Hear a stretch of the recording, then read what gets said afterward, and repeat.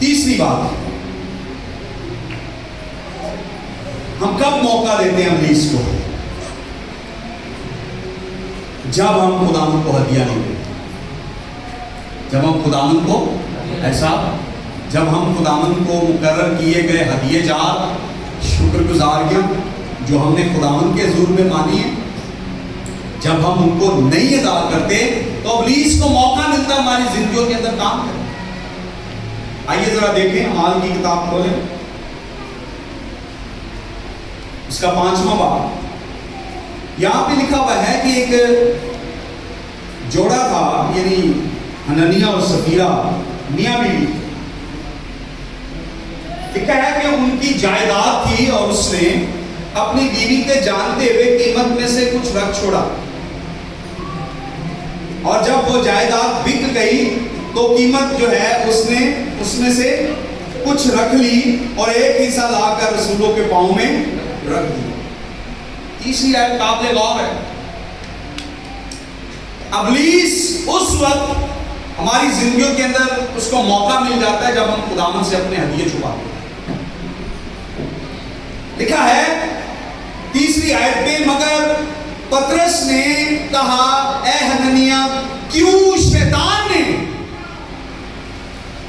आज सुने, गौर करें इस पे, अगर हम खुदावंद के हदियों को, शुक्रगुजारियों को हम छुपा कर बैठे हुए हैं, बच्चों की फीसें जा रही हैं, केबल का बिल जा रहा है, और हर दूध वाले के पैसे जा रहे हैं, राशन वाले के पैसे जा रहे हैं, और बैंकों की किस्तें जा रही हैं, लेकिन खुदावंद की दया या खुदावंद का हदिया जो है, खुदा की शुक्रगुजारी है, वो रुकी हुई है, उसको आपने दबा के रखी। उसके लिए आप फिक्रमंद हैं कि कहीं से आसमान खुले और खुदावंद दे और तेरा मदद करे। लिखा है कि पतरस कहता है, हननिया, क्यों शैतान ने ये बात तेरे दिल में डाली है? किसने बात डाली?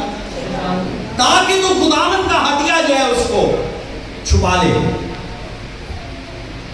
और मैं इस बात पर गौर कर रहा था कि हननिया और सफीरा का मसला ये नहीं था कि उन्होंने रकम में से कुछ रख लिया, ये उनका मसला नहीं था।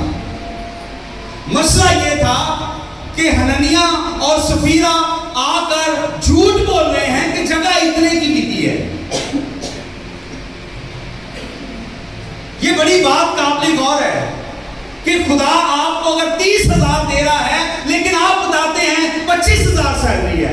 ये खुदा के हुजूर में आप पहली गलती कर रहे हैं कि आप अपनी बरकत जो आप ले सकते हैं, आप उसके ऊपर लानत कमा रहे हैं। पहली जो गलती हम करते हैं, पहला जो गजब हम कमाते हैं और इब्लीस को मौका देते हैं कि वो हमारी कमाई को बर्बाद कर दे, हमारे घर के माहौल को बर्बाद करे, वो ये है कि हम खुदा को कभी सच बताते ही नहीं हैं। और मैं आपको बताऊं, आपका हदिया बताता है कि आप कितना कमाते हैं। क्या आप खुदा से छुपा सकते हैं? ऐसा मिसाल के तौर पर अगर मैं कोई 10वां हिस्सा निकालता हूं, मेरी 20,000 सैलरी है, तो मेरा 10वां हिस्सा कितना बनता है? 2,000। तो 2,000 जब मैं खुदावंद को देता हूं, तो फिर खुदा को क्या पता चलता है इसकी कितनी सैलरी है? आपको बताने की जरूरत नहीं है, आपका हदिया बताएगा आपको खुदा ने कितनी बरकत दी। अगर आपकी बरकत 50,000 है और आप 500,000 हदिया दे रहे हैं, तो आप खुदा को क्या बता रहे हैं? क्या बता रहे हैं? आप बता रहे हैं खुदावंद तो मुझे कम देता है। हननिया और सफीरा का मसला ये था कि वो खुदावंद से झूठ बोल रहे थे कि जगह इतने की बिकी है। हम बहुत कुछ कर सकते हैं पर खुदावंद के लिए कर नहीं पाते। उनका मसला ये नहीं था कि वो कम दे रहे थे या ज्यादा दे रहे थे, मसला ये था, पतरस कहता है तुमने खुदा से झूठ बोला है। मसला ये है कि हम खुदा से झूठ बोलते हैं। गलती ये है कि हम खुदा से झूठ बोलते हैं, और किसमें? बेयकीनी में, हदिये में, शुक्रगुजारी में। लूका की इंजील 6 बाब 38 आयत में लिखा है, दिया करो ताकि तुम्हें भी हमें इसलिए नहीं दिया जाता क्योंकि हम देने वाले नहीं हैं। और ये बात इब्लीस हमारे दिल में डालता है कि कोई कुछ भी नहीं होना, कोई कह रहा है काम कर रहा है, काम कर रहा है, काम कर रहा है, काम कर रहा है, चर्च के बाद तो काम लेके जाना। हमें खुदा की फिक्र नहीं है। और इब्लीस ये बात हमारे दिल के अंदर डालता है। गौर करें इस पर, जरा गौर करें।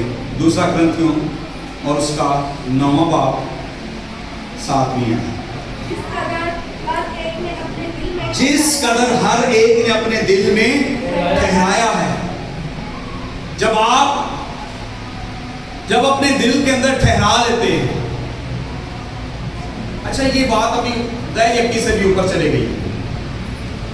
वो तो कानून था कि आपने इतना करना है। अब ये है कि आप उससे भी ज्यादा कर सकते हैं या कम कर सकते हैं, इसमें कोई बात नहीं, लेकिन आपने उसको रेगुलर करना है। जिस किसी ने अपने दिल में ठहरा लिया है, लिखा फिर उसी कदर दे, ना दरेक करे और ना दरेक का मतलब होता है कि देंदे हुए ना नहीं होते, दिल ਨੂੰ खिंच ना पवे। ये आप जब खुदावन को समझ कर देते बरकत मिलेगी, अगर आप इंसान को समझ कर देते बरकत नहीं मिलेगी। लिखा है कि जब हम दरेक करते हैं, और दूसरी बात सुस्ती भी करते हैं। पादी साहब तो हदिया पिया हुआ है, जो आओगे दे देंगे, और लग गए अगली बारी दे देंगे। फिर आप क्या है, ये लाचारी है, ये सुस्ती है। बैंक वाले का कभी रखा पिया है, बच्चे की फीस पई नहीं, आपके बच्चों को निकाल देते हैं। लेकिन हमें खुदा की हजूरी से निकाले जाने का कोई खौफ नहीं है कि जब खुदावंद हमसे पूछेगा कि तुमने मेरे नाम के लिए, मेरे जलाल के लिए, मेरे घर की गैरत के लिए, मेरे जलाल के लिए क्या दिया, इसका कोई फिक्र नहीं। ना दरेक करके, ना लाचारी के साथ, बल्कि लिखा है क्योंकि खुदावंद खुशी से देने वाले को सीखता है। अगर हननिया और सफीरा रख लेते और खुशी के साथ लाकर पतरस को कहते कि पतरस, ए भाइयों, हमारी कुछ जरूरत है, इसमें से कुछ हमें दे दो। आप खुदा के कलाम में पढ़कर देखें, लिखा हुआ है जरूरतमंदों को वो बांट दिया करते थे, वो अपने लिए नहीं रखते थे। लिखा है जिनको जरूरत होती थी उनको दे दिया करते थे। तो क्या उनको मिल नहीं था सकता? उनका मसला ये था, वो खुदावन से झूठ बोल रहे। और जब हम खुदावन से अपना पैसा, अपनी चीजें छुपाते हैं, उसी वक्त हम लानतों को, इब्लीस को मौका देते हैं, वो आके हमारे घरों में तबाही मचाते हैं।